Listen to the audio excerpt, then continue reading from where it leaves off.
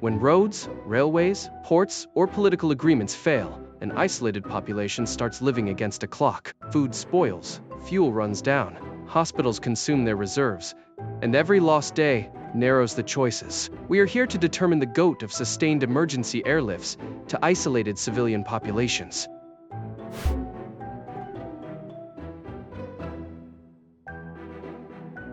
The field is sustained emergency airlifts to isolated civilian populations. An emergency airlift tries to replace the missing surface world with a dependable route through the sky. A few dramatic drops do not make a sustained airlift. The real machine includes warehouses, loading plans, aircraft maintenance, weather forecasting, traffic control, runways, unloading crews, and distribution on the ground. A plane matters only when its cargo completes that entire cycle, and the same cycle can begin again.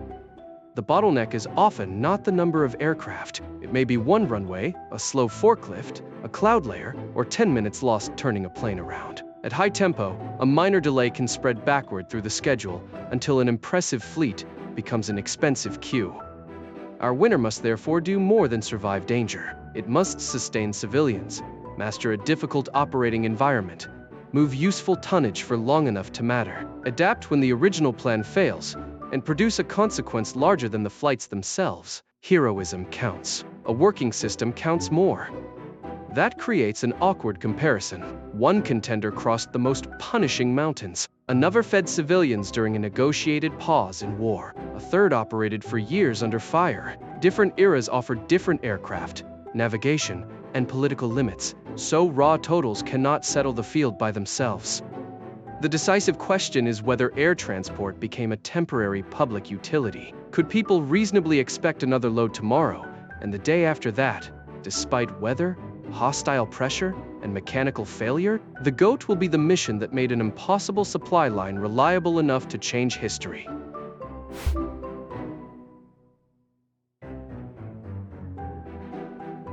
After Japanese forces cut the Burma Road in 1942, the Allies still needed to supply forces in China. The replacement route became known as the Hump, roughly 550 miles from India, across jungle and Himalayan terrain, to airfields on the far side. It was logistics conducted inside geography that seemed personally offended.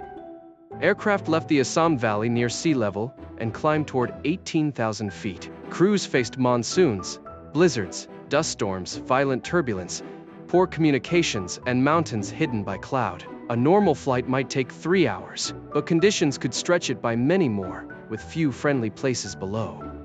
From 1943 through 1945, Air Transport Command recorded 456,977 flights and more than 685,000 tons carried. Nearly 60% was gasoline. The route proved that air transport could sustain a major theater at a scale once dismissed as fantasy.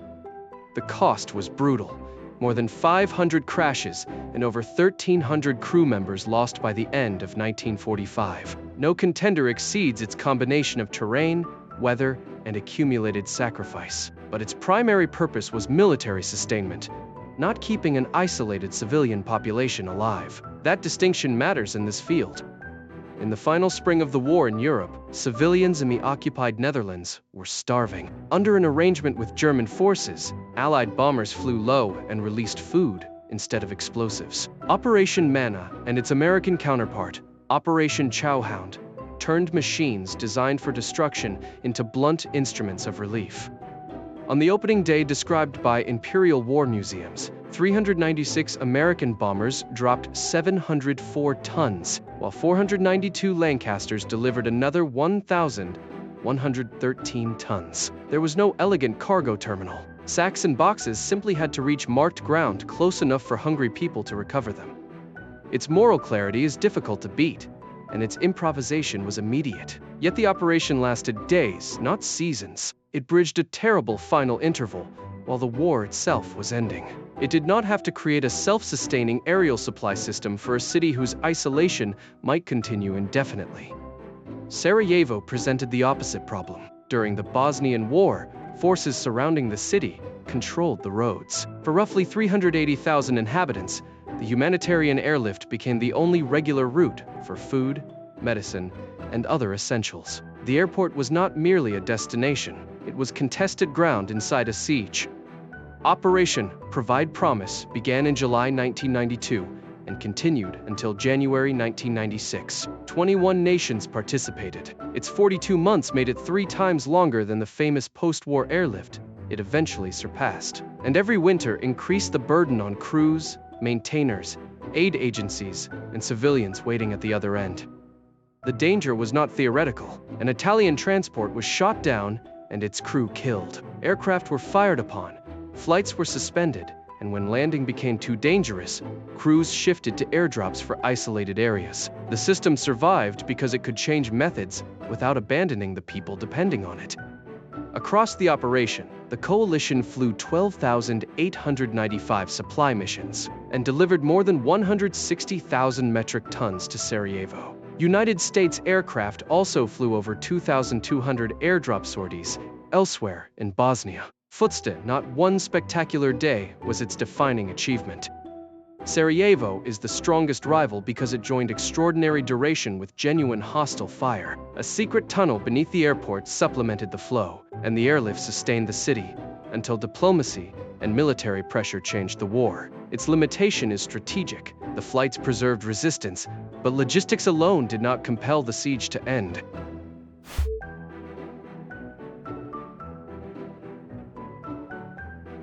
The Berlin airlift is the GOAT of sustained emergency airlifts to isolated civilian populations. It did not merely deliver relief during a blockade. It constructed an aerial replacement for roads, railways, and canals, then ran it with enough precision to defeat the political purpose of cutting them. In June 1948, the Soviet Union closed the surface routes into the western sectors of Berlin. More than 2 million civilians lived deep inside the Soviet occupation zone. Their city had factories and apartment blocks, but no local source for the food, coal, and fuel required to keep modern urban life functioning. The Western powers faced 3 ugly choices. They could abandon their sectors, attempt an armed ground convoy and risk a wider war, or use the existing air corridors. Flying looked less confrontational, but almost nobody had proven that aircraft could supply an entire metropolis day after day. The answer had to be discovered while people were already rationing. Before the blockade, Berlin consumed roughly 12,000 tons of imports each day. Reduced electricity, rationing, and severe conservation lowered demand. The minimum target fell to around 4,500 tons. That number was still merciless. Falling short once could be absorbed. Falling short repeatedly would turn arithmetic into hunger and cold. The early airlift was not yet a machine. Different aircraft carried different loads. Procedures varied.